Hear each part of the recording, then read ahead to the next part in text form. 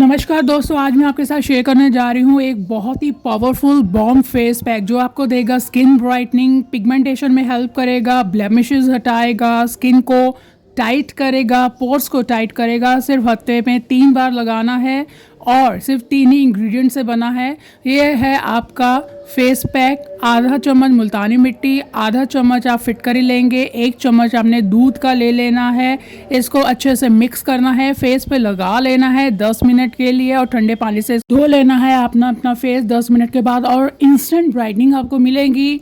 और इसको regular use करें, 1 महीने के अंदर आपको एक बहुत बड़ा डिफरेंस दिखेगा। और कमेंट बॉक्स में आकर वापस मेरे को आपने थैंक यू ज़रूर बोलना है। इस पैक को ट्राई आप एक बार ज़रूर कीजिए 1 महीने के लिए और आपको एक बहुत बड़ा डिफरेंस दिखाई देगा। और अगर आपको ये फेस पैक अच्छा लगा हो तो like, share and subscribe to my channel. Thank you, bye.